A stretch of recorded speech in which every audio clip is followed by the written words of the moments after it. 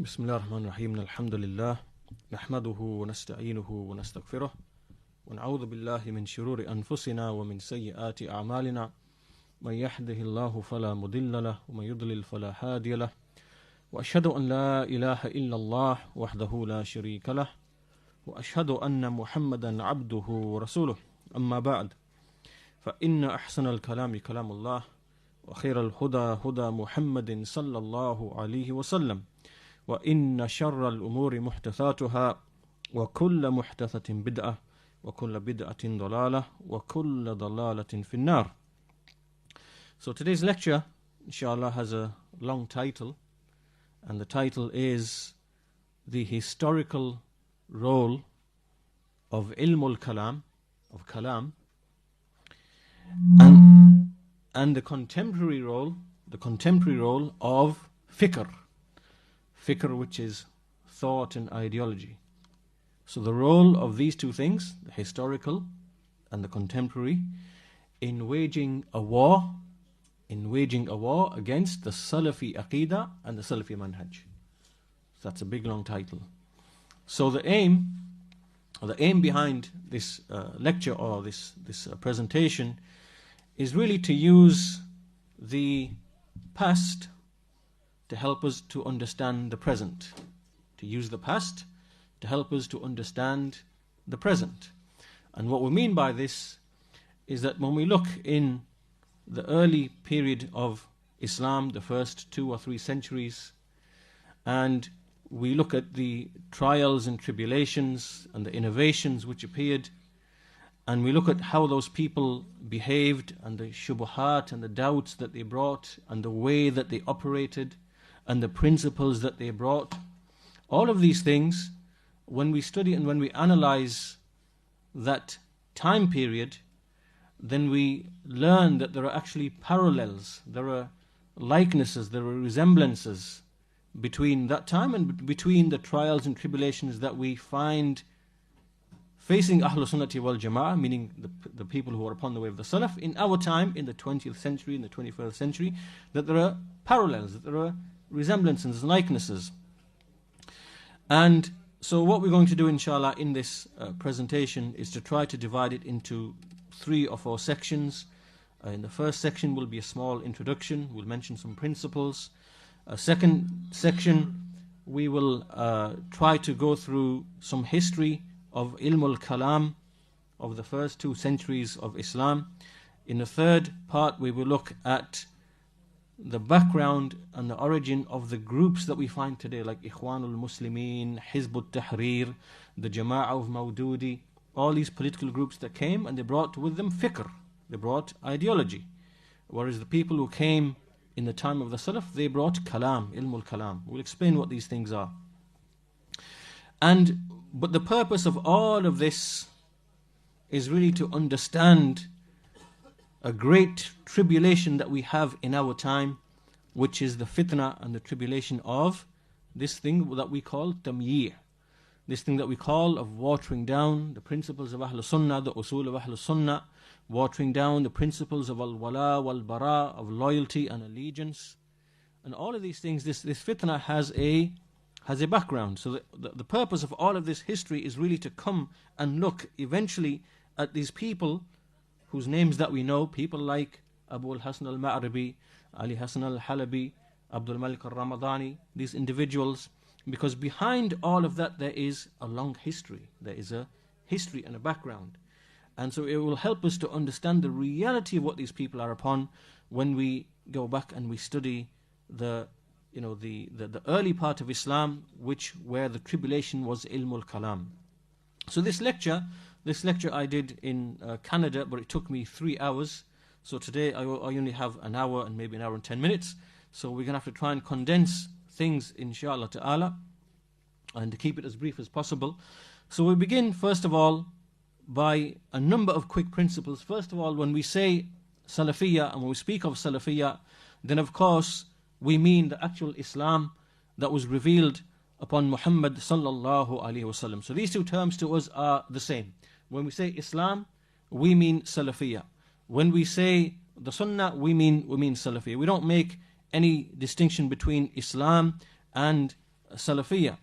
And this is because when we speak of Islam being attacked, we are not the only ones who speak of Islam being attacked, because the Ikhwanul Muslimin say Islam is being attacked. The Jama'atul Tabligh, they say Islam is being attacked.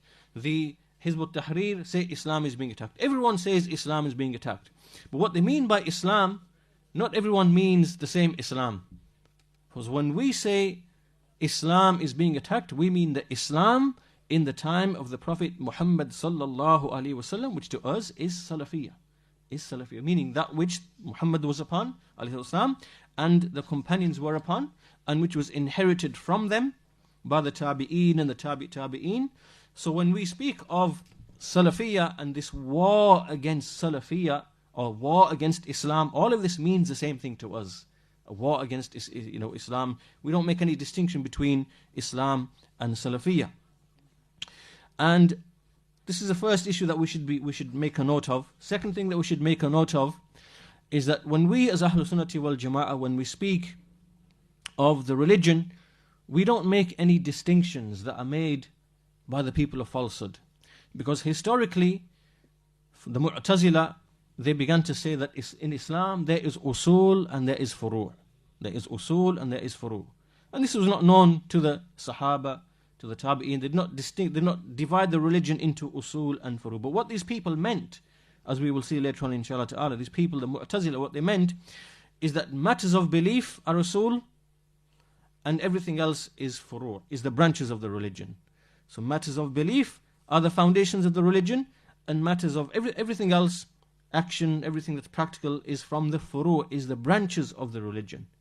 And this distinction, as Shaykhul Islam Ibn Taymiyyah rahimahullah, he addresses this issue in some of his books, and he says that this is not correct, because there are many practical matters which are from the usul of Islam. The prayer is from the greatest usul of Islam.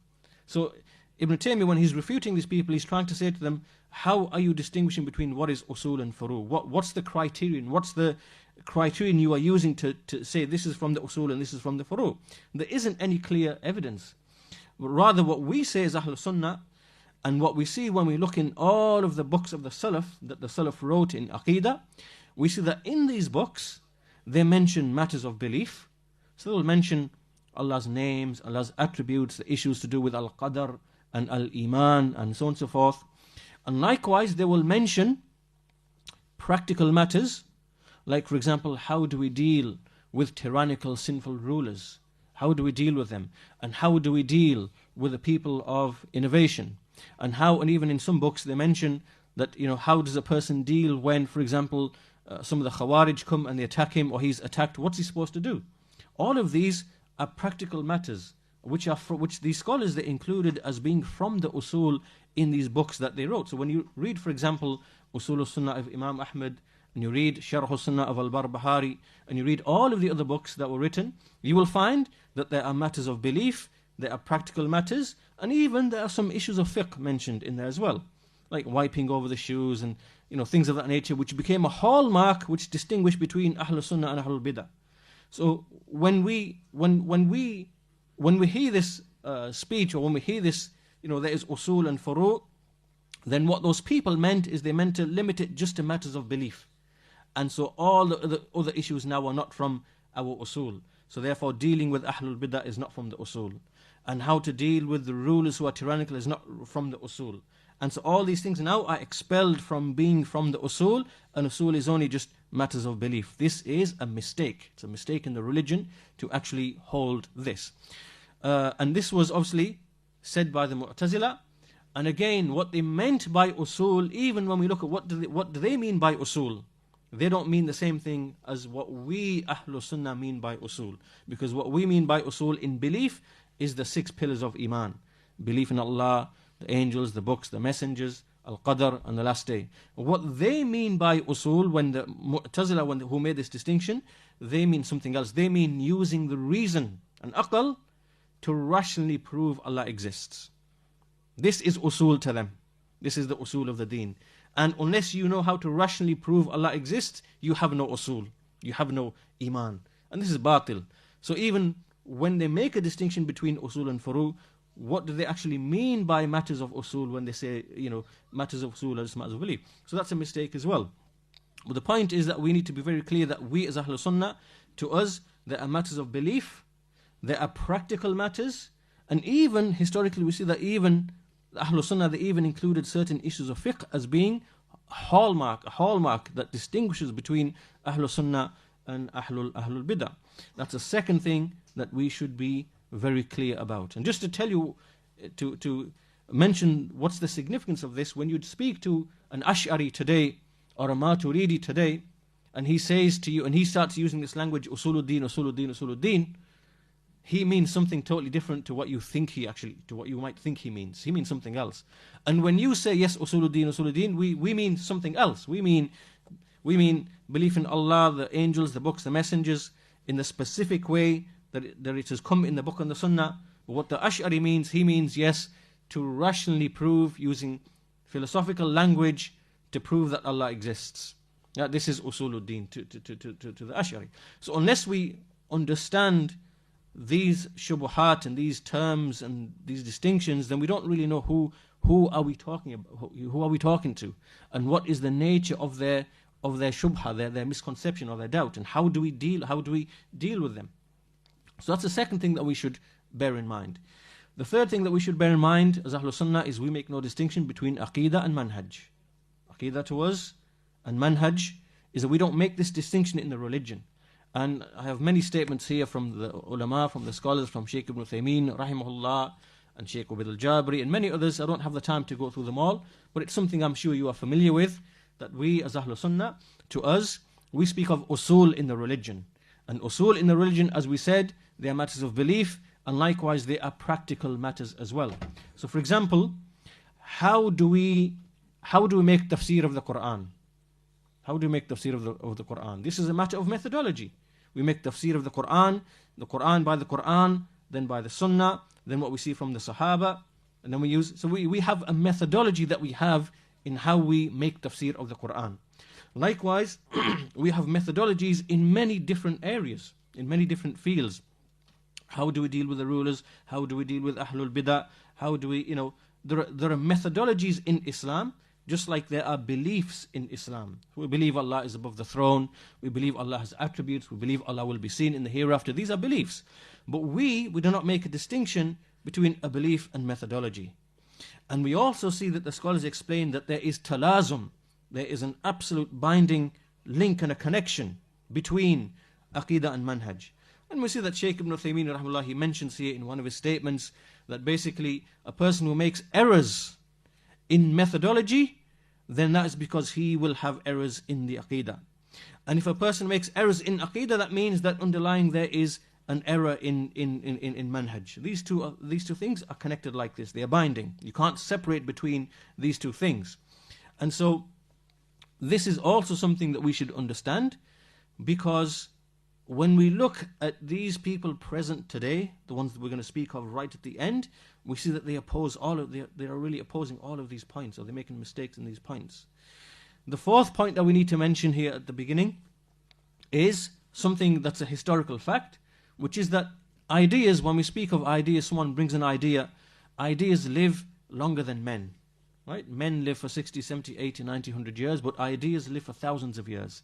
And the proof, no one needs proof of that, because today we have Christians, we have Jews, because initially there was the Tawheed of Allah subhanahu wa ta'ala. Allah made mankind upon the fitrah, and mankind was worshipping Allah subhanahu wa ta'ala.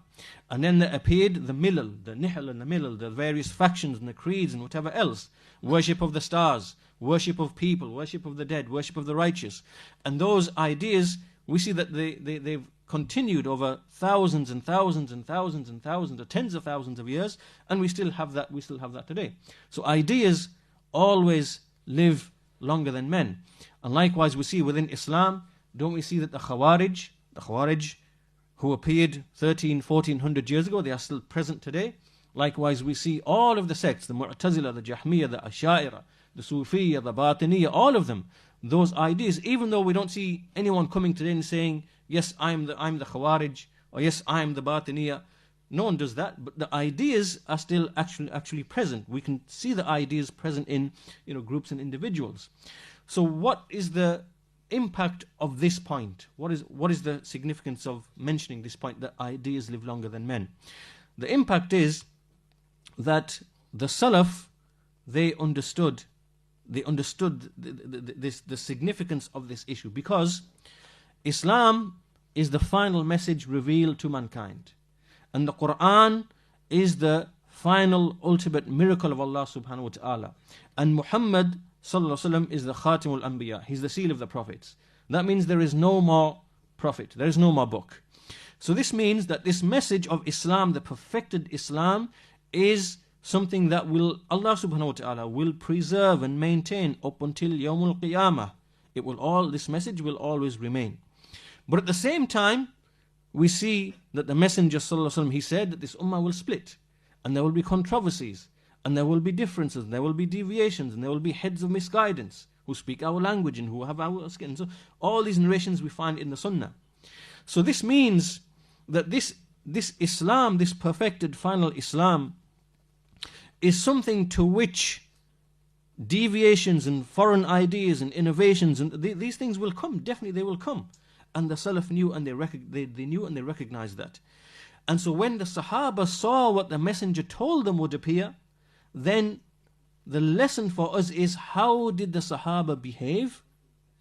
And how did they respond when these ideas and these beliefs emerged in their time? Because this to us, from our point of view, tells us that the Sahaba had a methodology as to how they behaved and dealt with these ideas and beliefs and innovations which appear. This to us is a manhaj issue that we learn from.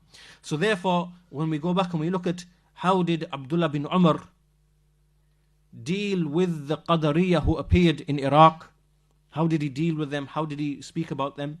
And likewise, when we see the Sahaba, how did they deal with the Khawarij? And how did they deal with the Rafida?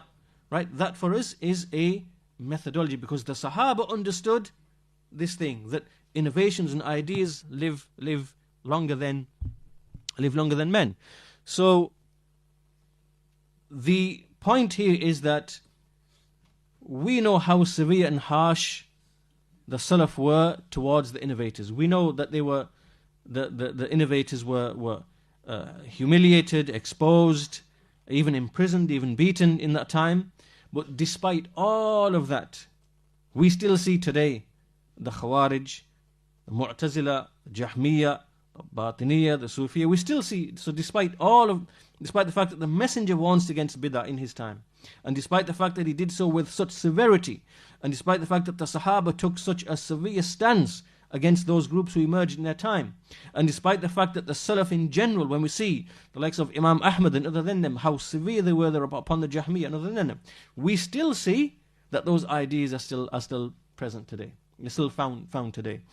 And the worst thing is that whereas in the past ideas would take maybe months or even years or even decades to spread from one place to another place, because they were limited by transport and traveling on foot and on horseback, whatever else. And so the spread of ideas was only within the limits of how fast there would be interaction between the people. Right? So those ideas, so when we look at ilmul kalam and how it spread and reached different areas, we can speak in terms of hundreds of years. But today, or as we progress through time and we see that the means of communication changes, we see that now there's instant communication. A man can come along and he can instantly communicate with thousands of people in a single instance. So the spread of ideas now, the spread of ideas is instantaneous. And those ideas can go on and last for a very, very long time. What is the point? The point in all of this is that we understand is that beliefs and ideas that came centuries ago are still present today. And likewise, beliefs and ideas that were started maybe 100 years ago, then we see that there are still people who are affected by them today. And we look at this in more detail when we look at people like Hassan al-Banna and Sayyid Qutb and Nabhani and Maududi and all of these people who are really behind all of this, this idea that these people like Ma'rabi and Al-Halib, that these people are upon. So we look at that later on, inshallah ta'ala. Also, that's point number 4 that you should make a note of. Point number 5 that you should make a note of is that when we look at bid'ah, or innovation, and when we study historically bid'ah, we see that bid'ah comes in waves and it comes in stages. So to give you an example, let's take the Jahmiyyah, for example. The Jahmiyyah came at the beginning of the second century of Islam, and they brought a major false principle that I'm going to look at inshallah in detail in the next section.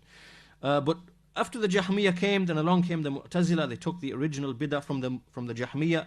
Then the Mu'tazila came along, and they elaborated upon this bid'ah for maybe 70, 80 years.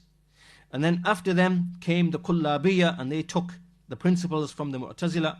Then they elaborated upon this, and then came the Ash'aris, and they took it from the Kullabiyya. And then came so you see what's going on is that you have an initial bid'ah, a principle, a major principle, and then this principle gets conveyed and passed on in different ways, or it becomes more subtle and it changes in the way that it's expressed and presented. It changes.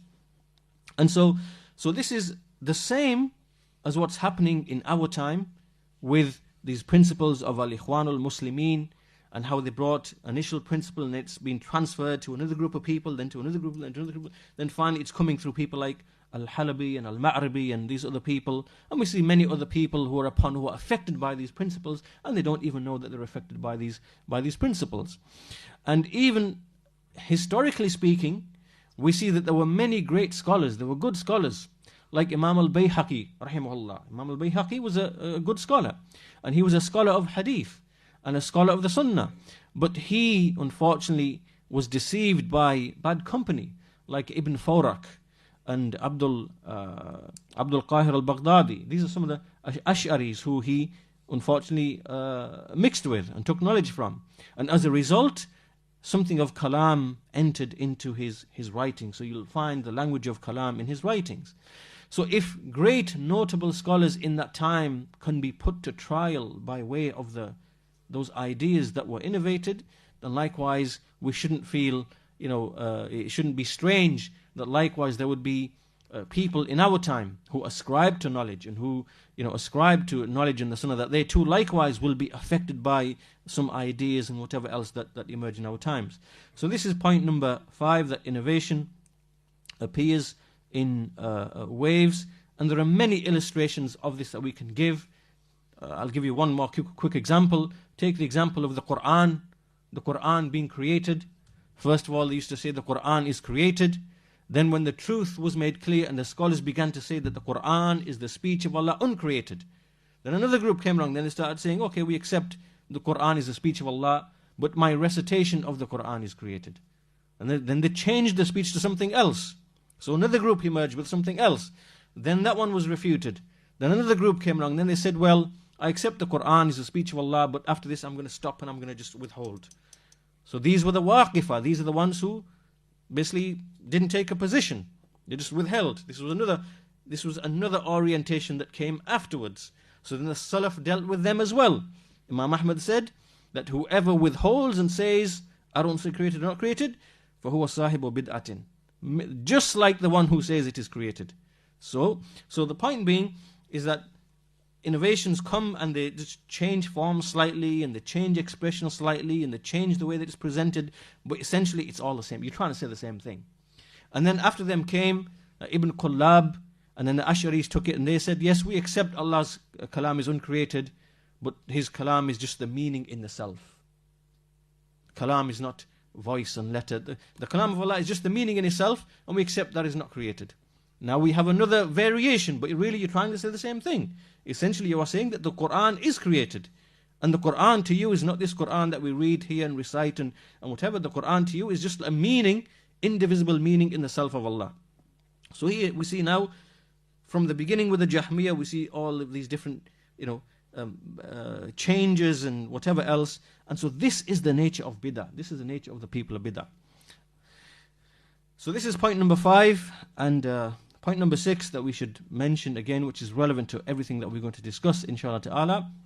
And this is one of the greatest principles of Islam itself, and of the Quran, and of the Sunnah, and of what the Salaf were upon, which is that a detailed criticism, that when we see an alim he refutes the falsehood of an individual, or of an individual, then we see that it is obligatory to accept that criticism. This is what the scholars of our time, they speak of jarh mufassar. That when an alim brings evidence, with evidence and proof against an individual, that he has errors and mistakes and deviations and innovations, that he's a person of misguidance or whatever, then it is obligatory upon us to accept that, even if it's from a single alim. And this, if you understand this principle, you will see that historically speaking, we see that, like for example, was it the case that every single Sahabi who was in existence at the time of the Khawarij or the Qadariyah, did he refute the Khawarij and the Qadariyah? No, because the major scholars were the ones who refuted the people of innovation. Even if there were other scholars, there were many other scholars as well. So the question I'm asking is, was it ever the case in any time in history, that every single alim of the Sunnah wrote refutations and spoke against a particular innovator in that time? Was there ever a time? The answer is no. There was never a time like this. And in fact, that's something impossible to happen in any case. It's impossible. Why? Because just purely because of circumstantial reasons, not every alim can comprehend and have knowledge of every single individual and every single innovation. This is not possible. It's not possible. That's why we see that when we look in the books, when we look historically, we see that in certain times, certain scholars, not every scholar wrote books, only certain scholars wrote books. Even if the other scholars, might have known, might not have known, but we see that only certain scholars made refutations of certain people. And this is why this principle is something which the whole deen of Islam is protected by way of this principle. That the detailed criticism, the jarh mufassar of an alim against someone who deviates or who's an innovator, that this is something that protects the deen of Islam. And anyone who claims otherwise and says basically that before we accept the criticism against any individual, we have to have every single alim in the dunya from Ahlul Sunnah to be agreeing and saying, yes, we agree that he is misguided. This is falsehood. This undermines the very deen of Islam. It undermines. Why? Because now someone can come along and he can spread the idea. For example, let's give an example. There's a man called Shabir Ali. I've mentioned him a few times before.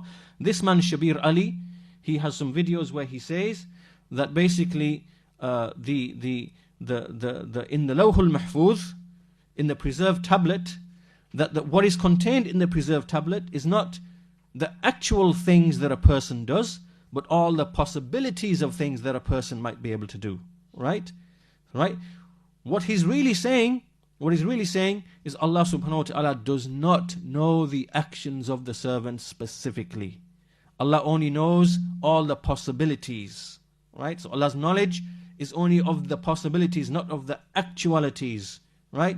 This really is simply the actual bid'ah of the very first Qadariyah who came in the time of Abdullah bin Umar and who denied Allah knows events before they take place.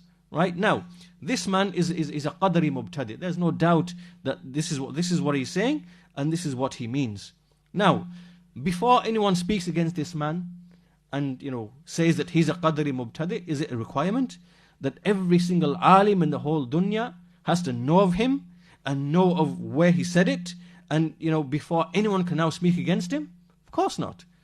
All we do is take it to one alim and say, Ya Sheikh, this is what this man says. He is the tape, he is his recording, listen to it, what do you say about this? And the Sheikh says, this is the bid'ah of the Qadariyah. And then we warn against this man, that's khalas.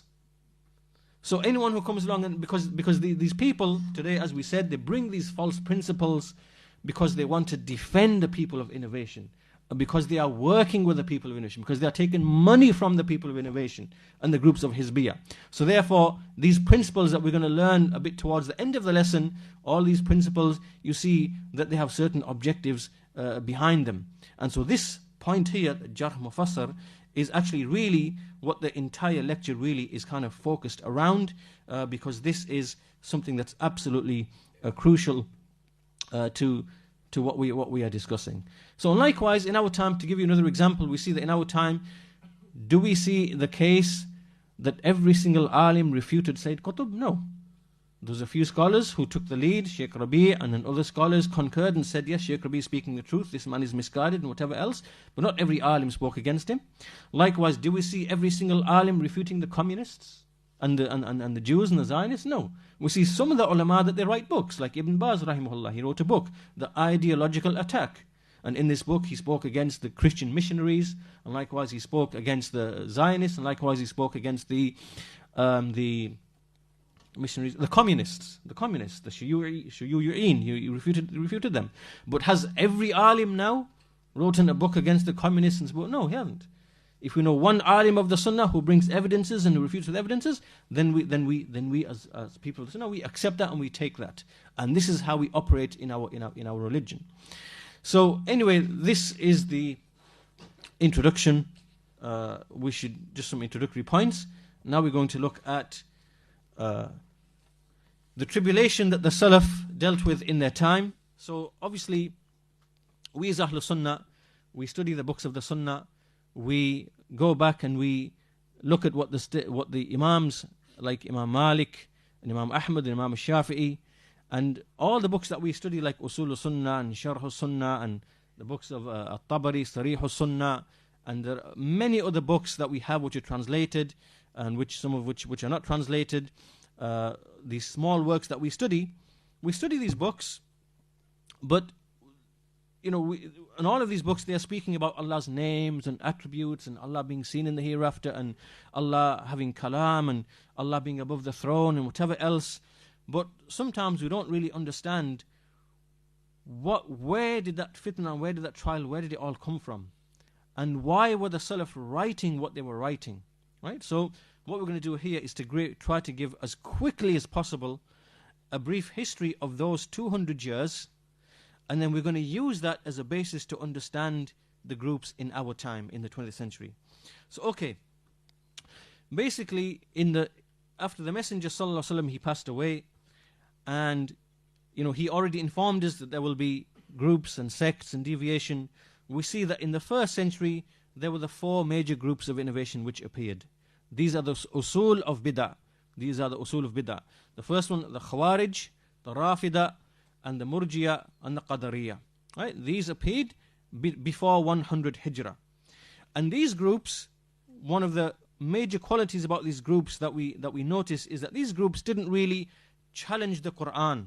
They didn't challenge the Sunnah. They didn't say, yes, our reason doesn't agree with. They weren't coming from this angle. They had shubuhat, and they used the Quran to argue for their particular beliefs, whether it is making takfir of the sinful people, or whether it is arguing that a person is forced to do his actions.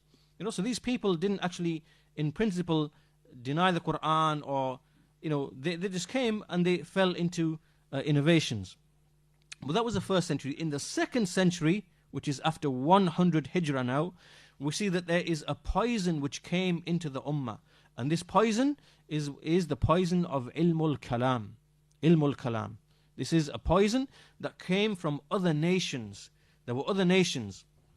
And so these 2 names, Al-Jahm bin Safwan, Al-Ja'd bin Dirham. These 2 names, every Salafi knows these 2 names who studies, who studies.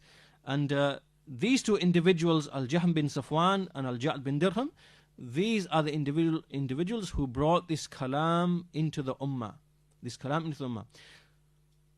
What is the meaning of this? This means that these individuals, what they were doing is that there were other nations who were present. There were Jews, there were Christians, there were the Sabaeans. Sabaeans are the star worshippers who were from the people of Ibrahim alayhi salam. They were worshipping stars.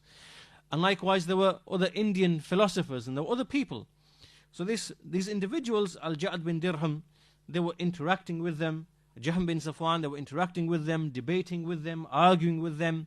And in the course of these debates and arguments, they began to, obviously they got affected by these nations. And all of these nations, like the Jews and the Christians and the Sabaeans, they themselves were under the influence of another nation, the Greeks. the Greek philosophers. So in that time, you know, like today we have the theory of evolution and Darwin, and everybody accepts the theory of Darwin. So any science or research that you do, and when you speak about it, you have to make it fit with the theory of Darwin, otherwise you treat it to be backward and ignorant, and you know your work is not accepted. This is how it is like in our time today. In that time, in that period, in that time, in 1500 years ago and even before that, the science of the day, like the main man who was the greatest scientist in the whole world, was Aristotle. And so his science and his speech and his language was something that all the other nations were trying to use, because they thought that this is the truth. Like you have ignorant Muslims today trying to mix Darwinism with the Quran and say, yes, Islam agrees with science. And we have Muslims like this who are present today who try to do the same thing. In that time as well, the same thing was happening. The Jews came along and said, yes, we've got to mix our theology, we've got to mix our belief in Allah with the language of this man Aristotle, because this is the science that everybody is learning. And likewise the Christians, and likewise the star worshippers. So they had a certain way as to how they were speaking about Allah. Allah is not a body, Allah is not an accident, Allah is not above, Allah is not below, Allah is not this. This language, the Jews and the Christians were already upon this language before even the Jahmiyyah and the Mu'tazila ever saw the light of day. So anyway, these individuals, Ja'ad bin Dirham, Jahm bin Safwan, they began to mix with these people, Jews, Christians, Sabaeans, and Indian philosophers and other than them, and from them they picked up this language. They picked up this language as to how to speak about Allah subhanahu wa ta'ala. And then they came and they brought a slogan. They brought a slogan.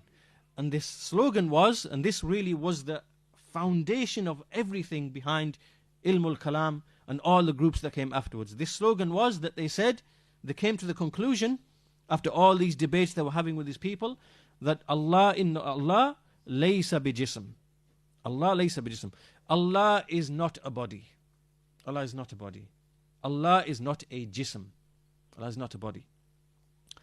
We do not see any prophet in the history of this dunya ever saying Allah is not a jism.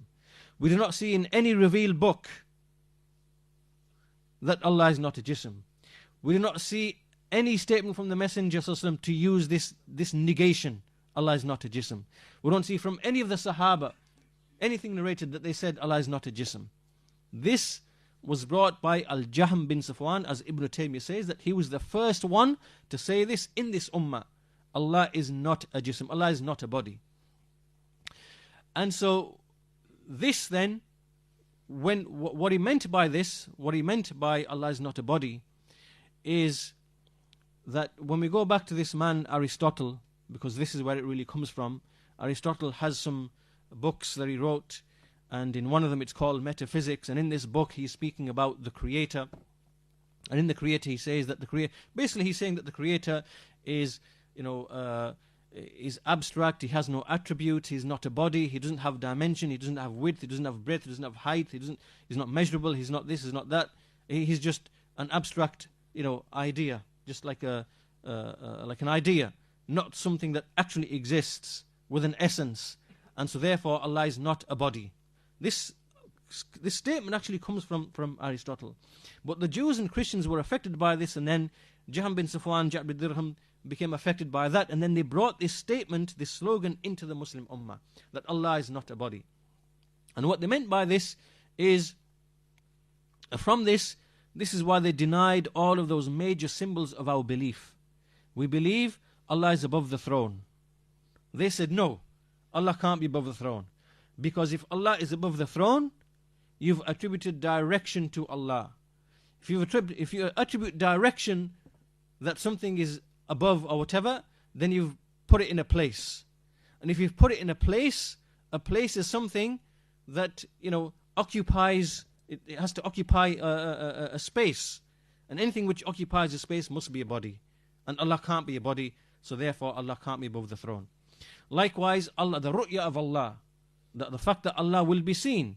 They said, no, Allah can't be seen, because if Allah is going to be seen, it means you have to look in a direction. And anything that's in a direction is in a location, a place. And anything which is in a place must have like a place, and it must be a body. So Allah won't be seen in the hereafter. This is what they were doing. So they were denying that Allah will be seen in the hereafter. They denied the ru'ya. They denied that Allah is above the seven heavens, above the throne. And they denied that Allah speaks. They denied that Allah speaks. So they said, if Allah speaks, it's a succession in time. Right? So because speech can only come after it itself. And Allah is not within time. Allah is outside of time. Allah is not subject to, attributes which arise in which, and so they said Allah can't speak. It's not possible for Allah to speak. Allah does not have kalam. And so therefore this Quran, we have, can't be Allah's speech. It's something just created. Allah created it. He inspired it to Jibreel or Muhammad or whatever, and alayhi salatu and so it's something created, but it's not the speech of Allah. Allah does not actually have speech. All of these things that we now see written in the books of the Salaf, when the Salaf were writing these books, and writing a book on the ru'ya, writing the book on the kalam of Allah, writing a book on al-ulu, writing a book on, this is what they were dealing with. This is what they were actually addressing, and they were dealing with this poison of kalam. And so basically now what we see, now we have the original bid'ah. This is the major bid'ah from which everything else comes from. So we have now the slogan, Allah is not a jism. Right? These people brought this. Now, around this major innovation, what they began to do is they began to invent other false principles in order to defend this initial major bid'ah. And this is just the nature of innovation. If you're going to innovate something new in the religion and you're going to twist and distort something, then to make it coherent, to make everything fit together and appear to be correct, you've now got to bring other supporting false principles in order to, support that original innovation. And this will become clear to you when you understand what were these principles that they began to invent. Right? So we have Allah is not a jism. Right? Because this is not how we speak about Allah. We say Allah subhanahu wa ta'ala is an essence. He's above the seven heavens. He's described with attributes. This is how we speak about Allah.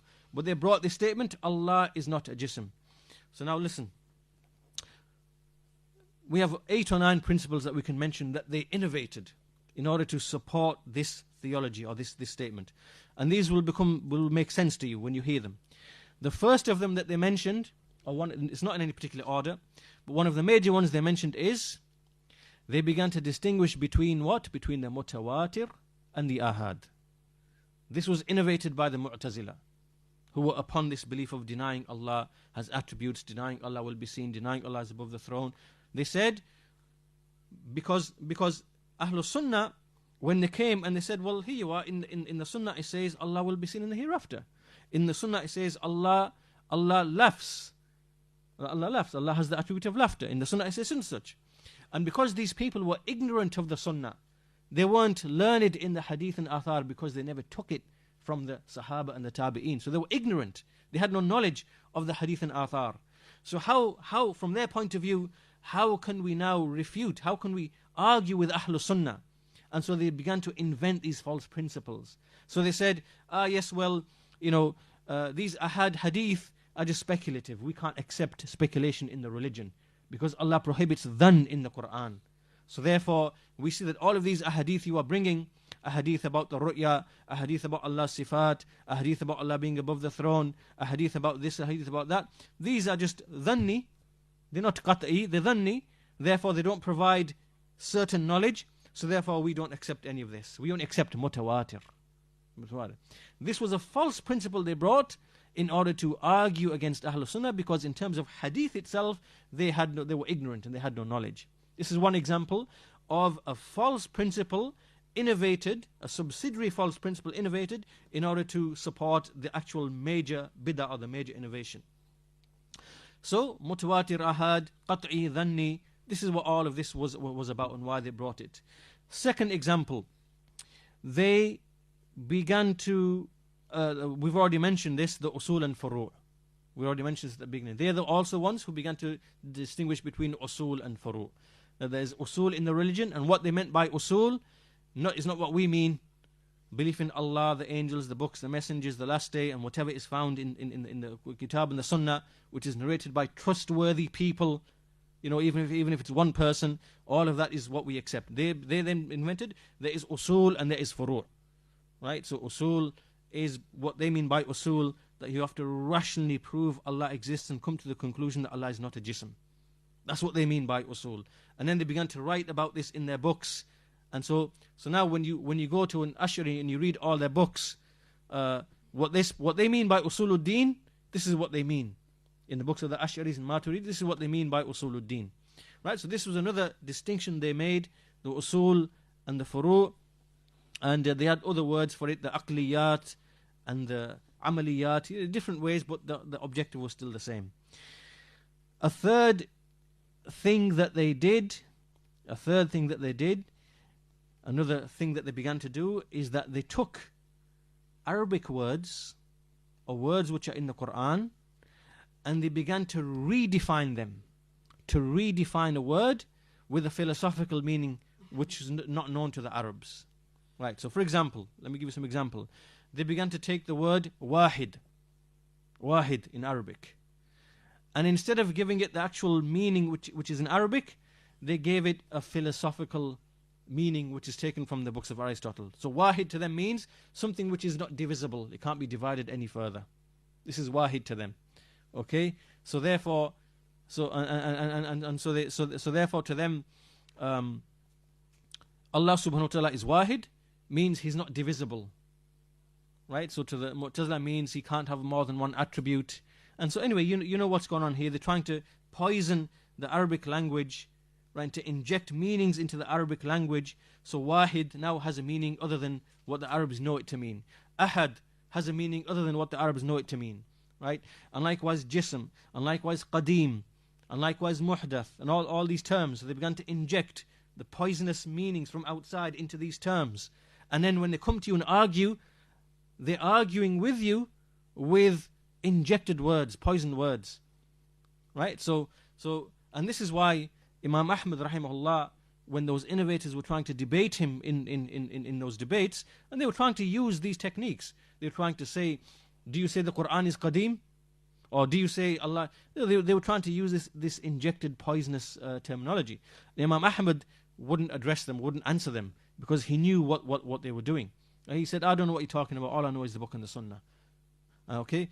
So this was another methodology now, that you inject these words with foreign philosophical meanings, and then you operate and you use these words with those foreign philosophical meanings, and so therefore you deceive and confuse the people. This is what these people do today as well to Ahlul Sunnah. They come and say, are you saying Allah is a body? Are you saying Allah has accidents taking place in him? And they're using these words, and whatever else. So this is another methodology and that's why the Mu'tazila, historically speaking, the Mu'tazila, when they wrote the books of tafsir, and many of the Mu'tazila, they were writing dictionaries of Arabic, and their poison entered into those dictionaries and into their tafsirs, and they're using terms other than the terms as explained by in the Arabic language. So that's another approach taken by these people in order to defend that initial major bid'ah that they were upon. Another example that they brought is they began to say there is haqiqah and there is majaz. You've heard this one, right? Oh yes, there are words which actually mean the reality, and there are words which are just allegorical, metaphorical. So therefore, these verses you are bringing, this is how they were saying to Ahlul Sunnah, these verses you are bringing, that Allah is above the throne, and Allah made istiwa, and Allah will, Allah laughs at, and all the other narrations that we find which mention these attributes for Allah subhanahu wa ta'ala, these are just majazi. They're not haqiqi, they're majaz. They're metaphorical, they're allegorical, and that's not really what's meant, right? So they made this distinction between the haqiqa and the majaz as another way to argue against Ahlul Sunnati wal Jama'ah and argue against the Imams of the Salaf. And this distinction is not known to any of the Sahaba or the Tabi'een to distinguish in the language between haqiqa and majaz. It was an invention of the people of Ilmul Kalam, and they invented it in order to fight Ahlul Sunnah. Another example to illustrate how they brought other innovations is ta'wil. Ta'wil, everybody, we know ta'wil. Why did they bring ta'wil? For the same reason, to try to explain away those narrations or those verses in the Quran or those narrations in the Sunnah that mention Allah's attributes, and they began to make ta'wil. They began to say, well, actually, no, this word can also have another meaning in the language, and it means this, and it means this, and it means that. So again, we understand what the objective behind this actually is. The objective behind it is to support that original bid'ah that they actually are all building their creed upon. Another example, I mean, there are many examples that we can give, but these are some of the major ones. And just because we're short on time, the point that we want to take from this, because I want to end this section now, the point that we want to take from this is look at how we have an initial bid'ah, the original bid'ah, yarhamukallah, we have an initial bid'ah, and then around this bid'ah, because these people clearly are not able to support the bid'ah from the book and the sunnah, they have to invent principles. They have to invent principles by which they fight and clash against what is found in the Quran and the Sunnah. So with this background, we are now going to, so all of this is what? Kalam. This is ilmul kalam. This is the poison of ilmul kalam. So now we're going to move to the 20th century, or we're going to move, inshallah, on through the centuries until we come to the 20th century. So basically, we have to rush through this, inshallah. Ibn Taymiyyah rahimahullah, he mentions in one of his books, he explains the reason why the Umayyad dynasty was destroyed. The Umayyad dynasty, the Umayyads, that was the first dynasty that ruled over the Muslims, the very first one. And after them was the Abbasid dynasty. The Abbasid dynasty came around 120, 130 Hijrah. But the first series of the Umayyad dynasty from Muawiyah and then after him, that is what we refer to as the Umayyad dynasty.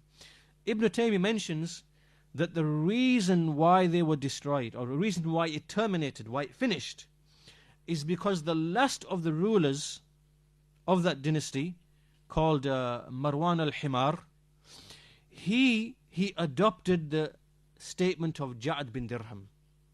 He adopted the belief and the statement of Al-Ja'd bin Dirham. Al-Ja'd bin Dirham, who said, Allah will not be seen, Allah is not above the throne, Allah does not have any attributes, Allah does not speak. This is what Ja'd bin Dirham brought into the ummah. So when this ruler, he adopted this belief, Ibn Taymiyyah says that was the reason for the downfall and for the termination of the Umayyad dynasty. So this indicates to us, and we know this in a general sense as well, that innovations are the cause of the destruction of the ummah. And likewise sins, shubuhat and shahawat. We have two things. We have shubuhat. Shubuhat are the doubts, innovations, desires, misconceptions in matters of knowledge and belief. And the shahawat, people following their lusts and desires, committing sin, disobedience, disobeying Allah. These two things are what destroy nations. So what we see when we look at the Muslim ummah as a whole, and we see what happened to it, we see in the first century the four major groups of innovation, the Khawarij, Rafida, Murjiya, Qadariyya. Then we see the poison of ilmul kalam, the Jahmiyyah come along, and after them the Mu'tazila, the Kullabiyya, the Ash'ariyya, Maturidiyya. Then also we have another element, which is tasawwuf in Basra, and from the east, coming from the east, this mysticism, whatever else, which actually came from the Buddhists, because in where most of the Sufis came from, it's a place called Balkh, like towards Afghanistan, that region, in that time. And all the people there were Buddhists. And many of those people who came from Balkh, they were influenced by that Buddhism, and they made it into Tasawwuf. That's where it actually has its origins. So this movement began to emerge, and it came, initially it was something very light, and then it morphed and it became great misguidance. Then likewise you had the Batiniyya, those people who came, they mixed Shiism with Greek philosophy, and they said that the Quran and this it's just for the common people, to help them live moral lives, and prophets just came and they just were good at imagining things and telling lies, and they just told lies, and they did something good, but they told lies just to help the people have a meaningful moral life, and that's what prophets are. And the Quran is just, it's just something for the common people because they don't know the realities. But we, to us there is the Zahir and the Batin, and there is the Haqiqah, and there is the, So these people came along as well, and they ascribed to Islam, and they entered the Ummah as well. So we see that all of this effect, do you think that this is going to come into the ummah and there's not going to be any implication upon the ummah in terms of, the Allah honouring and so on and so forth? Of course not. And for that reason we saw a decline in the Muslim nation from the 2nd, 3rd, 4th, 5th, and it continued and continued. And all those tribulations that came afterwards, the Mongols, and then all of these tribulations, this is how we see that the scholars like Ibn Taymiyyah, this is how they explain that all of these tribulations are equivalent to the shubuhat and the shahawat, the equivalent. And that's how we understand what is taking place in the ummah. And then we reach, obviously, the period from 200-300 years ago, when we have colonialism and we have the European powers, the French, the Spanish, the British, and whatever. This is the era of colonialism. And this is when these nations came and they went into mainly the Muslim countries, into Egypt and India and all those other countries. They began to colonize those countries, take their riches, kill the people, dominate them economically, put all sorts of economic trade things in place, whatever else. All of that. How do we understand that to be? That this is a punishment from Allah subhanahu wa ta'ala, because the Muslims are far, far, far away from the Book of Allah, the Sunnah of the Messenger. They are not upon the Aqidah that Muhammad that he brought. And so we see that we come to a situation where basically the ummah is oppressed, and the Muslims are oppressed, and their nations are colonized, and their wealth is taken, and so on and so forth. And likewise they have rulers placed upon them who oppress them. All of this is from the rule of Allah subhanahu wa ta'ala. This is how Allah operates in His creation. That when people have shahawat and shubuhat, then these are some of the symptoms, and all of this is Allah honouring and humiliating and punishing and whatever else. So now, before we continue, there is a quick message. Vauxhall Astra E06 ZKX, if you could inshallah remove that as quickly as possible. A Vauxhall Astra E06 ZKX, I believe.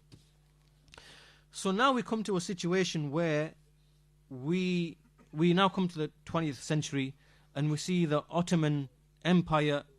The Ottoman Empire, it falls, it is destroyed and ended.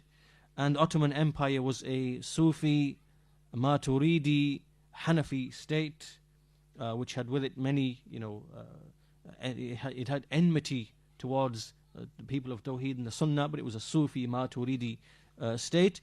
And that, fell. And when it fell, we are in a time in the 20th century where certain individuals appear. So now these names are familiar to you. You have people like Hassan al-Banna, you have people like Sayyid Qutb, you have people like Hassan Taqiyuddin Nabhani, Maududi. All these people are present roughly around at the same time. In that same time period, one of the major ideas that was present was this idea of socialism and communism. Socialism and communism. Because in the century before, in the 1900s, there were, this Marxism and socialism, and what they were doing is that basically in Europe and in Russia, they basically were saying that look, these rich people, they've taken all the money, and when capital money is gathered together in the hands of a few, this is when oppression takes place. And so what we've got to do is we've got to remove these old kings and rulers and these families who've been ruling Europe for centuries and centuries, who own all the wealth. We need to get rid of these people. And until we get rid of these people, there will be no social justice. Right? So they began to... So this was their theory of how oppression takes place. That money and capital, money, wealth, is concentrated in the hands of a few. Right? And so this is what they meant by socialism. Socialism means that everything should be distributed equally to everybody. Right? So these were the things that they were writing in their books. Marx, Karl Marx, Engels, and these people. And behind these ideologies, they put into effect revolutions. So there was the French Revolution in the beginning of the 18th century. Then they had many other revolutions in the different European nations. Then they had the Russian Revolution at the beginning of the 20th century. So all of this was taking place. And that was the main idea and one of the main philosophies and ideas that was circulating in that time. So along come these people, Hassan al-Banna, Maududi, Qutb, Taqiyuddin al-Nabhani, and all of these people, and there's actually more than them, there are many more others. All of these people, what they did is they took the essential idea, the general idea. The general idea is that basically we are living under social injustice, and there's no Sharia being ruled, and the rulers are corrupt, and the only way to really change the situation is if we basically mobilize the masses. Let's mobilize all of the masses together and bring them together, and so we have strength and force, and let's march forward and let's establish social justice. Right? This idea is what's in their books. This is essentially where they're really coming from. And so they imported these ideas from Russian Marxism, socialism, communism, and this is where this whole idea of the Jama'ah and the Hizb and the part, this is where all this comes from in the 20th century. All of it is coming from socialist party politics. That's where it's all coming from. So basically, now, what are the two major slogans that were innovated by these people? You remember we said about the people of Kalam, Ilm al-Kalam? They said, Allah is not a jism. And around this, they began to invent all these false principles. Haqiqi, Majaz, Mutawatir, Ahad, Dhanni, Qat'i. All these things were used to support that bid'ah. So now in the 20th century, these people are affected by fikr. This is fikr now. Because socialism, communism, Marxism, this is ideology. Right? Islam is wahi. There's no fikr in Islam. Just like Islam, there's no kalam in Islam. Islam is wahi from Allah subhanahu wa ta'ala. There's no kalam, there is no fikr, there is no ra'i, opinion, there is no dhawq, there is no like taste from your own, what you taste and what you feel, and spiritually, and therefore you innovate worship based upon your taste. There's none of this. Islam is wahi, it is revelation. So just like kalam is not from Islam, this fikr that these individuals that they brought, or that they were affected by, they brought this fikr, and there were two slogans now. So Ilm al-Kalam had one major slogan, Allah is not a jism. Around that was built an infrastructure and a framework. Now in the 20th century, we have two major slogans. Right? One of them is Jahiliyyah. And the other one is the principle of Ta'awun, which was brought by Hassan al-Banna. Right? So let's explain these two principles. The first one now, as a result of this fikr and whatever else, and the combination of other things, is that we are living in a state of absolute Jahiliyyah. Jahiliyyah, just like or even worse than the Jahiliyyah before Islam. Why? Because there is no rule of Islam from the top down. And so when there is no rule from the top down, there's no rulership, there's no state. This means that we are living in kufr and Jahiliyyah, and all of the Muslims are sinful. And so this idea was really taken by Sayyid Qutb and developed more fully by Sayyid Qutb. And so from this initial slogan of Jahiliyyah, there are many other things that come from this, and many other shubuhat that come from this. Like, for example, al-Hakimiyyah. This term al-Hakimiyyah, it's derived from that. And likewise, all of the other shubuhat about takfir and jihad and obedience to the ruler and whatever else, and all of these misconceptions, all of that stems from this idea of Sayyid Qutb, who developed this idea of Jahiliyyah. So he said, every single Muslim on the face of this earth, there is no Muslim. Everyone is a kafir, apart from obviously me and those few people who are with me. This is essentially what he was saying. That anyone who doesn't believe in my aqidah, then he's an apostate and a kafir. Even the mu'adhin who makes the adhan, he is the most sinful and the most disbelieving of people, because he pronounces that which he doesn't even act upon, doesn't even understand. These are his words in his books. And he made takfir of the entire Muslim ummah, built upon this idea or this notion that Islam is only when there is social justice and there is the Sharia established. And this is not true. And likewise, he began to write certain books, Social Justice in Islam. You can clearly see the communism and Marxism in that. And he began to attack some of the Sahaba, like Uthman bin Affan and Muawiyah and Amr bin al-As. And he began to attack them through this communist social poison, because again, they were in charge of the Baytul Mal and whatever else. And so he brought this poison and this filth, and he began to speak about those companions on account of that communist Marxist understanding. This is why Mahmoud Shakir, the Egyptian scholar, in 1952, he wrote 5 articles refuting this man in the Egyptian newspapers. 5 articles. And in one of those articles, he makes a very important phrase or a statement. He says, how can this man, meaning Sayyid Qutb, claiming to work for Islam and writing as he claims in defense of Islam, yet we see in his heart all of the enmity and the hatred of the Western philosophies being manifested towards the companions of Allah's Messenger, right? Because Sayyid Qutb, because being affected by these communist ideas, he began to interpret Islamic history by way of those communist ideas. As a result, he spoke ill of Uthman bin Affan radiallahu anhu, and Muawiyah, and Amr bin al-As, and Abu Sufyan, and Hind radiallahu anhu. He declared, in fact, he negated Islam from them. Okay, so anyway, the point being that this is one angle that was innovated, and then they began to build all of the shubuhat around this innovation. Just like the Ahlul Kalam, they did what they did.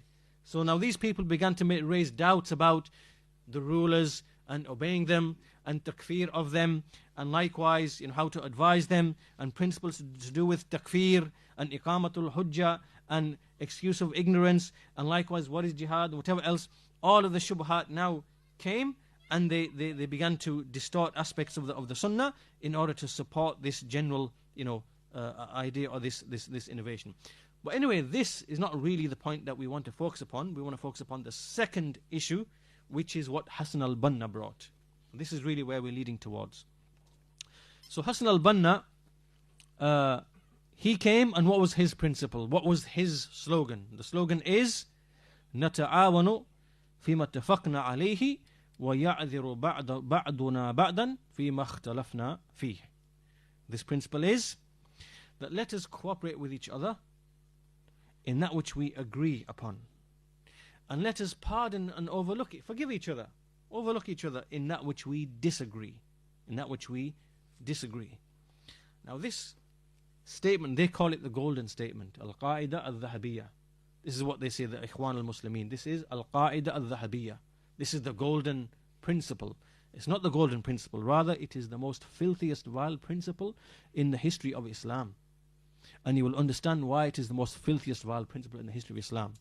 Because what this principle is really saying, because remember we said earlier on that in Islam, Islam came to distinguish between truth and falsehood. In the Quran, Allah subhanahu wa ta'ala, the whole Quran is about exposing and refuting falsehood. And it refutes people by name, and it refutes groups. It refutes Fir'aun and Haman, and it speaks about the Yahud and the Nasara, and it speaks about the Munafiqin, it speaks about many people. Verses are revealed to do with specific people. Right? The whole Quran is to refute falsehood, to establish the truth, and to refute the people of falsehood, and to aid and support the people of truth. The whole Quran is like that. Tawheed or shirk, kufr or iman, bid'ah or sunnah, obedience or disobedience. The whole Quran is a criterion between haqq and batil.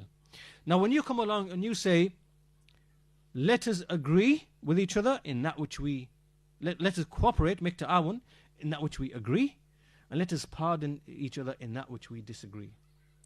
What now does this mean? This means that now in a single swipe, you have basically abolished, you've completely invalidated the whole issue of enjoining the truth and forbidding the evil, and establishing the truth and exposing falsehood.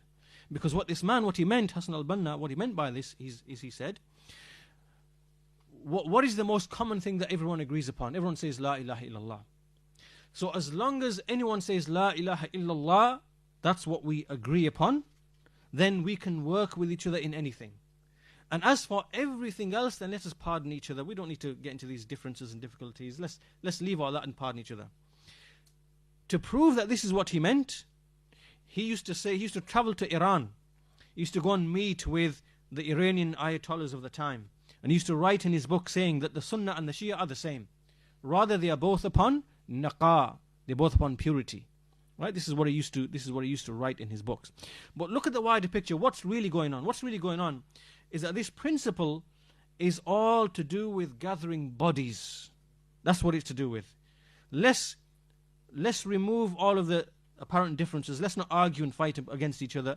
You can be a Jahmi, you can be a Mu'tazili, you can be an Ashari, you can be a Sufi, you can be a Batin, you can be a Rafidi, whatever. All of us say La ilaha illallah. That's a common denominator. So now let's cooperate on that basis. As for everything else, you say Allah has no attributes, you say Allah has attributes, you say the Sahaba are kuffar, you say the Sahaba are not kuffar. All of that is irrelevant. Let's not get into that. Let's just all come together, right? So you see the socialist, Marxist, communist element coming, because what the aim is to gather all of the bodies, because that's what they're trying to do. They're trying to mimic Russian communism and the Marxism, socialism of the revolutions of the Europeans in the 19th century. They want to do the same. They want to mobilize all the people together, have one big, great, massive lump of people, and then march on and to establish, as they claim, the rule and social justice and whatever else. And all of this is utter misguidance, because this is not how the rule of Allah operates in His creation. There are rules in Allah's creation as to how things work. They've become affected by the materialist, socialist, Marxist poison of trying to explain how and why are people oppressed, how and why there is social injustice. They've become poisoned by that. And they think that it's to do with rulers and toppling the rulers and whatever else. They don't understand that in the Quran and in the Sunnah, Allah has explained the rules that operate in His creation. So we don't have time to go into that, because there are some ahadith and some ayat in the Quran that we can go through. But basically, we know in general that Allah subhanahu wa ta'ala, He has rules that operate in His creation. And those rules are such that when the people are upon Tawheed and Iman and the Sunnah, they will be given victory and strength. And when they turn to shirk and ma'siyah and innovation, that they will be made to taste from Allah's punishment. And likewise, there are some specific things mentioned that when they, for example, cheat in the weights and measures, there is a hadith, reports of Abdullah bin Umar, where it mentions 5, you know this hadith, that there are 5 things that you should be aware of. The messenger said that there are 5 things, O gathering of the Muhajirin, that I seek refuge, that you should be, that you should reach them. And so the messenger to me explained what each of them were, what they were. I mentioned them very briefly, that whenever people commit open fornication, open lewdness, then there will be diseases that will come to them that their forefathers never ever witnessed before. Number 2, that when the people cheat in the weights and measures, you start cheating in the weights and measures, then he says, the messenger said, وَلَمْ يَنْقُصُ الْمِكْيَالَ وَالْمِيزَانَ إِلَّا أُخِذُوا بِالسِّنِينَ وَشِدَّةِ الْمَؤُونَ وَجَوْرِ السُّلْطَانِ عَلَيْهِمْ. That whenever they cheat in the weights and measures, then they will be taken by years of hardship, shortage of provisions and food, and the tyranny of the ruler upon them. Right? So we, from Wahi, this is what Wahi tells us, that a tyrannical ruler is because the people, the subjects, are doing something funny. They are cheating in the weights and measures. Right? This is Allah's rule in the creation. Right? This is Wahi. As for fikr, this is what all these groups in the 20th century operate upon. They're operating upon this fikr that they took from the non-Muslims. Just like the Ahlul Kalam took the poison of Kalam from the Jews, Christians, Sabaeans, Greeks, and they began to speak about Allah with that Kalam. This is the same thing that's happened with Hassan al-Banna, Maududi, Qutb, Nabahani, and all these people, because that's what they were really trying to do. Gather all these people together to try to change the social situation. Little do they know, and remember at the same time, Hassan al-Banna is someone who visits the graves, and he has statements of, he was a Sufi. And so in Egypt, historically speaking, in Egypt, the Batiniya, we spoke of them before, the Batiniya were the ones who took control of Egypt in the 4th century after Hijrah. They're the ones who built Cairo, they built the city of Cairo, whatever else, and they're the ones who brought grave worship into that area. They brought grave worship, they brought Shiism and grave worship, they're the ones who brought it into the ummah. And since that time, Egypt has never been free from these tombs that are worshipped besides Allah. The grave of Badawi, the grave of Sinjar, the grave of Tusuki. Every year, 2 million people travel over land and sea, and they travel to a place called Tanta. That's it. They travel to Tanta. There is the grave of Ahmad al-Badawi. He was some deviant Sufi from many centuries back. And they go there and they worship him besides Allah subhanahu wa ta'ala. There's an idol being worshipped besides Allah subhanahu wa ta'ala. So then this man comes along, Hassan al-Banna, and there is shirk in that nation, and he wants to gather the people together in order to establish social justice. Right? So you see all of this fikr that is affecting. But anyway, the point that we're making then is that he came along and he said that let us pardon each other in that which we disagree, and let us cooperate in that which we agree. What is the implication of this? The implication of this, that you do not speak about batil, full stop. There's no speech about batil, full stop. Because now everyone has the common denominator, La ilaha illallah. Right? After this, there's no speech. Everyone, we can cooperate. So whether this one says by La ilaha illallah, Allah is in every place, or whether that one says La ilaha illallah means Allah has no attributes, or whether that one says La ilaha illallah is Allah is the doer of every action. No one acts except for, it makes no difference. Right? We can cooperate, we can work together and whatever else. Okay. So now what began to happen is in the early 20th century, this whole idea of party politics came to be. Right? So now we have the party politics. Let's gather together. And the wala wal bara is now not upon the aqidah. We don't now love and hate based upon why? Because this principle has destroyed wala wal bara. It has utterly annihilated the basis of al wala wal bara. We love and we hate as Muslims based upon our belief. So whoever believes the belief of the Sahaba and the Tabi'een and the Salaf, then we have wala towards him. Whoever doesn't, then we have bara'ah from him. So this principle annihilates, destroys this whole principle of al-wala wal-bara. So now party politics, the Jama'ah, the Hizb, now everyone can come, the Rafidi can be a part of it, the Sufi, the Jahmi, the Mu'tazili, the Ash'ari, and so now the wala, where's the wala wal-bara? There is no wala wal-bara. There is no love and hate for the sake of Allah subhanahu wa ta'ala. Love and hate now is based upon the party's goals, the party's objectives, the party's, the goal that it has. Okay, so now this brought the vilest, filthiest type of innovation that you can imagine. Because think about it like this. Sometimes you can have a bid'ah which in and of itself is utter complete misguidance and kufr, right? But the impact that it might have might not be as dangerous as another innovation which in the content of it is not bad, but in the effect of it is really evil. Let me explain to you what I mean. Imagine a person comes along, one individual, he says, I believe the Quran is created. No doubt to say the Quran is created is kufr. This is a belief of kufr, right? But if you compare the damage of that idea that this individual holds compared to the damage by a principle like the principle of Hassan al-Banna, right, which the principle itself isn't, obviously it's not kufr. It's not as evil as saying that Allah's speech is created. But when you look at the implication of that principle and of that innovation, because what you're saying now is that everyone can come together, there is no wala wal bara, there is no refuting, there's no refutation, there's no distinguish between haqq and batil. Now what you've done is that you've opened up the door, you've opened up the dam. You've destroyed the dam, you opened up the door. Now every single vile mubtadi', the Jahmi who says Allah's speech is created, Allah is not above the throne, Allah is everywhere, now the door is opened for him. The Mu'tazili who says Allah has no attributes, the door is open for him. The Rafidi who says all the Sahaba were kuffar, the door is open for him. And who says the Quran is 2/3 missing, or whatever they say, 1/3 missing. And now you open the door for every single mubtadi' to come and to say whatever he wants to say. Why? Because now there is no refuting batil, because we cooperate in that which we agree, and we excuse each other in that which we disagree. Right? So the actual damage of that innovation is far more evil than maybe an individual holding an innovation which in itself might be kufr. So we have to understand that point, to understand that this is an evil innovation. There is no innovation in the history of Islam that has brought damage to the deen of Islam with the likes of this false evil principle, when you look at the implications of this principle. Okay, now keep in mind what we said before about the Ahlul Kalam.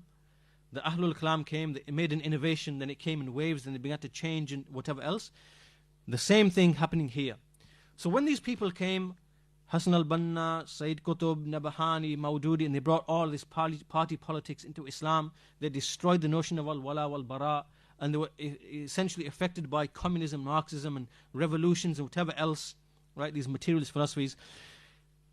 There was different waves of people who came, and just like, as we said, the Jahmiyyah, the Mu'tazila took Ilm al-Kalam from the Jahmiyyah, and then the Kullabiyah took it from the Mu'tazila, and it was passed on. Then in the same way, in the 20th century, we see people inheriting from each other, and then trying to change the bid'ah slightly, and to reword it, and to make it slightly different, but it's saying the same thing, right? So we see that these people, Hassan al-Banna, 40s, 50s, 60s, these people were present. And then there was another generation that came along. And this generation, they came along, they were reading the books of these people. They were reading the books of, Qutb, Maududi, Banna, and these people. And they were affected by that fikr. And then when the ulama came along, the scholars like Sheikh Ibn Baz, and Sheikh al-Albani, and Sheikh Ibn Uthaymeen, and many of the ulama, and these scholars began to note and say that these people, Hassan al-Banna was a Sufi, Sayyid Qutb was a Khariji, Takfiri, and these people such and such, and they saw that these individuals were being attacked, were being spoken of, and that their ideas, their books, the ideological books where all of this takfir and revolution and working in a jama'ah and party politics and gathering the people together and whatever else, that this is their books were the springboard for those ideas. So when they saw that these scholars were being criticized and spoken of, then they came along and they began to bring new innovations and false innovations in order to defend that original bid'ah. So now we have some names, people like Salman al-Awda, Abdul Rahman, Abdul Khaliq. These people, these names you are familiar with, Salman al-Awda and Abdul Rahman, Abdul Khaliq.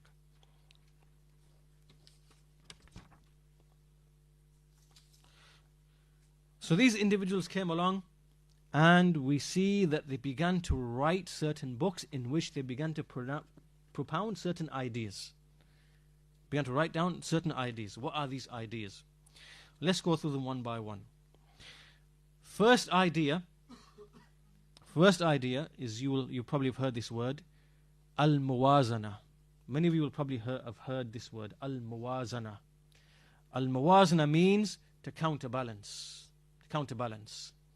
And what they meant by this is they meant to say, this is a false principle they introduced. They said that whenever you criticize or refute anyone, then you have to mention his good points as well, so that you don't oppress him, you don't wrong him. Right? So al-muwazana. Why did they bring this principle? They brought this principle because they didn't want their figureheads and their leaders, whose books they were nurturing the youth upon, to be, to fall in the eyes of the people. So they brought this principle. Okay, if you're going to speak about Sayyid Qutb, mention his good points as well. If you're going to speak about Hassan al-Banna, mention his good points as well. If you're going to speak about this person, mention his good points as well. This principle is batil, is false. This principle has absolutely no basis in the manhaj of Ahlul Sunnah. Rather, when we look in all the books of hadith, we look in the books of the Sunnah, we don't see the scholars saying, yes, so-and-so is a Jahmi, but he's at Salatul Fajr every morning on time, and he's so generous and he gives charity and he's this, whatever. We don't see. Do you see that in any of the books of hadith of the Sunnah? No. This is batil, because the aim is to refute an individual so the people can beware of his evil. Not that you start making excuses and just call to him by mentioning his piety and right whatever else. No. This manhaj is false. But they invented this principle. Why? Because they saw that their figureheads were being spoken of. Sayyid Qutb is a Jahmi, Rafidi, Mu'tazili, Takfiri, Khariji, speaks with Ittihad, speaks with the bid'ah of the Jabr. And they're falling in the eyes of the people. Let's quickly come along and let's quickly invent a principle to defend these individuals. Al-Muwazana. If you're going to criticize him, mention the good points as well. So all of the scholars in that time, the scholars, you know their statements, Ibn Baz, Al-Albani, Ibn Uthaymeen, they annihilated this principle. They destroyed it. They spoke against it. They destroyed it. Now another principle, along comes Salman al-Awda. Salman al-Awda, he comes along and he says, now this is another false principle. He wrote a book called Al-Ghuraba. In this book, he claimed that Al-Firqatul Najiyah and Al-Ta'ifatul Mansura, that these are two separate groups. Two separate groups. And that the Ta'ifatul Mansura, the group which is aided by Allah, is just like the cream of the cream, the most pious, righteous cream of the cream, people of hadith who are, aided and supported and whatever. And as for Firqatul Najiyah, that is a more broad group into which there is Ikhwan and Tabligh and Hizb ut-Tahrir and whatever else. Right? He distinguished between these two in order to allow him to enter the groups of bid'ah into Al-Firqatul Najiyah. Right? What's the difference between this and between what Hassan al-Banna was saying? Nothing. It's just that he's changed the angle and the label and the way in which he's trying to present the same idea. Nothing's really changed. Right? Because they're upon the same manhaj. Gather all the people together and we're going to make a revolution and topple the rulers. Right? The typical Marxist, communist, way of claiming to bring about social justice. Right? So, but this bid'ah he brought, and he distinguished it for this reason. And this is why Shaykh Rabi' ibn Hadi wrote a book, and he refuted this false principle, and he established that all of these names are just one group. Al-Ghuraba, Firqatul Najiyah, Ta'ifatul Mansura. All these names that we see, Ahlul Sunnati wal Jama'ah.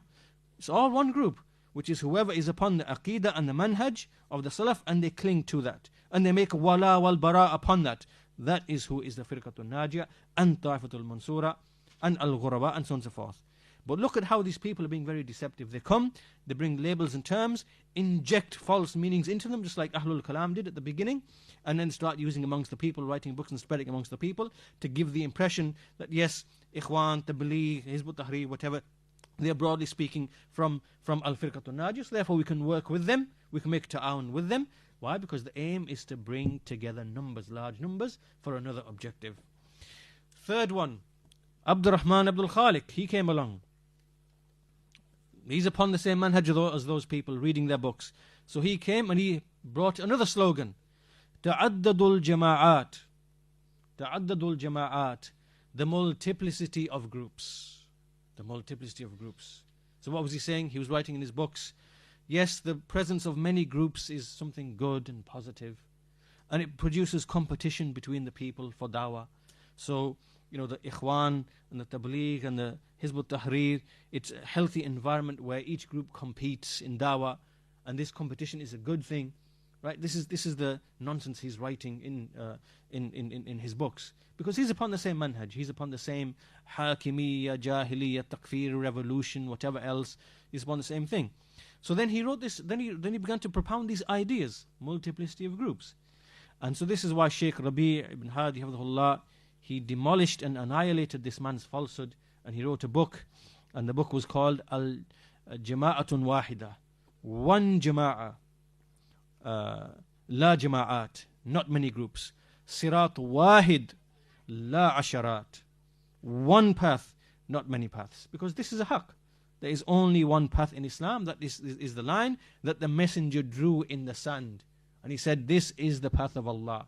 Then he drew lines to the left and the right, and he said that these are subul, that take away from the path, at the end of which is a shaitan. There's only one path in Islam. And so this man, this mubtadi', this Abdurrahman al-Khaliq, he began to propound this innovation. And so really, what is the aim? What is the purpose behind? So we had the first wave, Hassan al-Banna and his principle, let's cooperate in everything that we agree and pardon each other that we disagree. This meant to invalidate the refutation of falsehood. This is abolition. We abolished speaking about falsehood. Now when these people came, what they tried to do is they tried to neutralize the speech against individuals and groups. To neutralize, right? By way of al-muwazana and whatever else. So now, okay, we accept that they're going to be spoken against, but let's limit the damage. Let's start saying things like, yes, if you're going to criticize someone, mention his good points as well. Yes, these jama'at, they have some mistakes, but they have good as well. It's a positive thing, whatever. Right? So the aim now is to try to just neutralize the criticism and try to limit the damage and limit the harm and whatever else, and so that the goal of the jama'ah can continue and we can continue in the manhaj that we're upon or whatever else. This is the second wave now, on the second level. And likewise they had another statement. Adnan Arur is another one of them. Adnan Arur, this mubtadi' from Kuwait. he began to say another principle, نصحح ولا نجرح. نصحح ولا نجرح. That we correct the mistake, but we don't disparage, we don't criticize. Right? So someone might come along and say, Allah subhanahu wa ta'ala is in every place. So we correct the mistake. No, Allah is not in every place. Allah is above the throne. But we don't disparage. We don't say this man is a Jahmi. This man is a caller to the belief of the Ittihadis, Hululis. But we just correct the mistake. You see, the intent is the same all along. To limit the damage, or to try and, to avoid distinguishing between Haqq and Batil, so that we can continue building large numbers in our group, in our party. So we can then mobilize them to a revolution, or go through democracy, or go through voting and elections, so that we can basically establish the hukuma like that. This is what the objective is behind all these principles, to defend and to protect that objective and that goal and that methodology. So, nusahih wala nujarrih. So therefore, okay, correct the mistakes of Sayyid Qutb, correct his mistakes, mention yes there's ta'weel and whatever, but don't disparage. Don't speak ill of him. Again, this is the same thing, same principle, but worded in a slightly different way. So now this is the second level of people. We have Hassan al-Banna and all his party politics, and then we have the second level of people who've come and they brought some other principles, just like the Ahlul Kalam brought other principles. And now we have a third level of people. This is now the third level of people who are present in our time today, who are bringing all this confusion and this fitna amongst the Ahlul Sunnati wal Jama'ah. And these individuals, like Abu al-Hasan al-Ma'aribi and Ali Hasan al-Halabi and other than them, what we notice about all of these people is when we look at their behavior and their action, we see these people are mixing with the takfiris. These people are taking money from these jama'at who are upon this fikr, like Ihya Turath. They're taking money from them, they're working with them, they're cooperating with them. and so what they're doing, they now bring another level of even more complex, sophisticated principles, all of which have the same objective. So what did these people come with? What these people came with, we'll give you an example. One of these examples is, one of the greatest of the examples that they brought is to make the condition that before you speak about anyone, there must be a unanimous consensus amongst all of the scholars. This is the one that Ali Hasan al-Halabi brings along. Ishtiratul ijma'. There must be ijma'. This is a false, futile principle that basically, before we can declare someone to be misguided, every single alim in the dunya has to be united and have consensus. This has never existed in the whole of history. If you want to apply this principle, then this means you have to reject the takfir of dozens and dozens of scholars that was made against Ibn Arabi. Ibn Arabi, Ibn al-Arabi, the one who claimed that he is the Lord, the one who believed in Ittihad and Hulul, and the one who claimed that he is Allah, whatever. The ulama made takfir of that individual. Ibn Hajar and many scores of scholars made takfir of this individual. But there were other scholars who didn't make takfir of him, and they actually defended him. And they said, no, he didn't mean such and such, he meant something else. No, you didn't, you misunderstood this, he meant something else. There were some scholars who didn't agree with the takfir. So now, are we now going to rewrite the whole of history? We're going to rewrite the whole of 1400 years of all of the books that were written by the scholars, because this principle invented by Ali Hasan al-Halabi means that all of them were totally wrong, and they were unjust to all those people because there wasn't ijma' amongst the Salaf, amongst the scholars in the time. This is evil. This is undermining the entire body and history of what Ahlul Sunnati wal Jama'ah were upon and what they stood for. It undermines everything. That when you claim that yes, we have to have consensus amongst every alim before we declare someone to be misguided or astray. This undermines the entire religion. So, but this is a principle, another principle these people have invented. Why? To justify their own form of giving da'wah, to justify the people they're keeping company with the takfiris like Maghrawi and the Hizbis whom they're taking money from Kuwait and other places like Ihya Turath, to justify that, to continue that behavior and that way. Another principle they brought, that these people are bringing, is they say that a principle called at-tathabbut. All these principles sound really good. they sound really good and alluring. At-tathabbut means, yes, I'm going to make verification. I'm going to verify for myself. This sounds all good. Just like when a Jahmi says, Allah is not a jism, it sounds very good. Allah can't be a body. Allah is not, confined in space. It sounds good. It sounds beautiful and alluring. But it's, and in the same way these people come with these slogans, yes, we make tathabbut, we make a verification. What do they mean by this? They mean by this, that when an alim comes, for example, and he says, in the book of Sayyid Qutb, in book so-and-so on page so-and-so, he says such and such about Muawiyah and Amr bin al-As, whatever, and he speaks ill of them, and so the scholar, brings proof and evidence, and he warns from the, books and whatever else. What these people mean is they say to everybody, you have to make tathabbut. Don't just take the word of this alim. You would be sinful if you just took it like that. Rather go and make tathabbut for yourself. What they're trying to do is they're trying to promote people to not take the advice and the guidance of the ulama. Right? That's what they're really trying to do with these slogans that seem to be nice and seem to be good. Make tathabbut.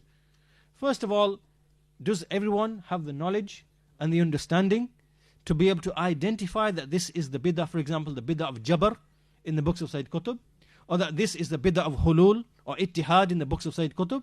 Has every individual got that knowledge and understanding to make that determination for himself? Of course he hasn't. Not everybody has that. So you see that this really is an evil principle. And what they mean by this is they mean by this to make the people bold and feel as if they can challenge the rulings of the ulama and the guidance of the ulama. And and the aim, again, as we said all along, is the aim behind all of this is to stop the criticism of their figureheads and to stop the books of their figureheads from being refuted and warned against. Why? Because they want to gather numbers. So this is another example of one of their false principles, at-tathabbut. Another principle invented by Abu al-Hasan al-Ma'ribi, which follows that same history and the same objective, is one that he called al-mujmal wal-mufassal. Al-mujmal wal-mufassal. And what this means, to give you an illustration of what this means, the falsehood of this principle, he means by this, let's say someone comes along, we'll give the same, because this is the actual example he was applying it to. But let's say someone comes along and he says that Allah subhanahu wa ta'ala is in everything and in every place. There's no reality except Allah's reality. There's only one reality, which is Allah. Everything we see is simply an extension from Allah himself. This is the bid'ah of ittihad and hulul, the unity of existence. So Sayyid Qutb wrote this in some of his books. Okay, now, this man comes along, because remember the aim is to defend these individuals. So he brought this principle, al-mujmal wal-mufassal. What does he mean by this? It means that if someone comes along and makes a statement that is seen to be wrong, then you have to go to all of his other statements, right, his specific statements, so that you don't oppress him, so that you don't wrong him, so that you find that maybe somewhere else he's made a clarification, and so therefore you don't actually wrong him and accuse him of something that he's not actually said. But what he really means by this principle is to defend the falsehood that these people fell into. Let me give an example. Let's say we have an individual. He stands and he says, I believe that Uthman is such and such, and Muawiyah is such and such, and they are evil people, and they use deception, trickery, and whatever else. Okay, now he's made this statement, right? This statement. Now let's say, in another place, he might have said, oh yes, the Sahaba are very, the Sahaba are good, and Muawiyah was a good man, and Uthman was a good righteous man, used to give plenty of charity, whatever else. Now, are we allowed to excuse what he said in the first instance, just because somewhere else or in another occasion he might have praised Uthman, or he might have praised Muawiyah? Does this now excuse that thing which he said? Does it excuse him? Of course it doesn't. Of course it doesn't. Rather, that thing which he said is batil, is falsehood, and it has to be exposed and refuted and warned and criticized. Okay? But this is exactly what he meant. What he meant by this is, again, to protect these individuals, protect these innovators, protect them from being refuted and warned and spoken against by way of these false, futile principles. So, anyway, we see that this now is the third wave or the third level. These individuals, Ma'ribi and Halabi and Abdul Malik al-Ramadani, that they are bringing another extension and another level of that sophistication, as we said, where the aim is to try to, defend what they are upon, of making wala with the mubtadi'ah and making bara from Ahlul Sunnah, and defending the Hizbiyyin whom the scholars have refuted, and making mockery and attacking the Salafiyyin. We see that these people are inventing these principles in order to defend that kind of that dawah and that behavior that they are upon. So this brings us really to an end, inshallah, to our presentation today, and it really to explain to you that when we look, historically speaking, at the innovation which appeared in the ummah, we see many strong parallels. We see that the way that the mubtadi'ah behave, and the approaches that they take, and the deception that they use, and the tricks that they use, they don't change. They are the same. They are the same. The content of the innovation might be different. So in the early times it was ilmul kalam and to do with Allah's names and attributes, and today in the 20th century it is fiqh, ideology, and how to rectify the ummah and all of this party politics. But we see that the way these people behave, the usloob that they have, and the nature of their innovations and the principles that they invent and the way that they're operating, all of it is essentially the same. So really to conclude then, and to make way for the next speaker, we basically said in our lecture today then that the Ahlul Bidah in every age and era, that they have commonalities and parallels, and we see these commonalities and parallels when we study we learn this from when we study the books of the Salaf. We go back and we look at the books that the Salaf wrote in their time when they dealt with Ahlul Kalam, and when we look at how they behaved and how they dealt with those people, we see that there is a very clear methodology that becomes apparent to us, that is a methodology that itself is founded in the Quran and the Sunnah, because the way the Sahaba dealt with the Mubtadi'ah in their time, the way the Salaf dealt with the Ahlul Kalam, that itself, the way they behaved, is a manhaj they took from the Quran. It's not invented by anybody. It is from the Quran itself. It is from the Sunnah itself. Why? Because the Messenger informed them that there will be controversies, there will be differences. He mentioned the Qadariyah by name, he mentioned the Khawarij by name. And so when the Sahaba faced these people when they came, they were acting upon what they learnt from the Messenger himself.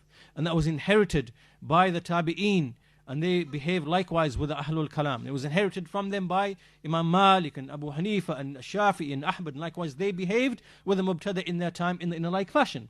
So all of that is a clear, distinct manhaj that we have, and this manhaj is something that we inherit up until this day of ours. And in the 20th century, as we said, there are these people who emerge with this fiqh, and these individuals, Al-Banna, Qutb, Maududi, Nabahani, and then the next wave of Arur and Abdurrahman Abdul Khaliq and Samal Al-Awd, and these people, and then the third wave of these people in our time, Al-Halabi, Al-Ma'rabi, Al-Ramadani, and all those individuals, and all they are doing is they are doing the same as what the Ahlul Kalam were doing. Every time the Salaf refute a bid'ah, let's bring a new bid'ah. The Quran, my recitation of the Quran is now is created. Or the Quran is the Quran is kalam nafsi. Just change the bid'ah, change the wording, make it more subtle, change it and make it look as if it's something else. And that's what these people are doing with all these principles, that we said, al-mawazana, ta'addudul jama'at, we correct and we don't disparage, al-mujmal wal-mufassal, at-tathabbut, all of it, the same thing is intended by. These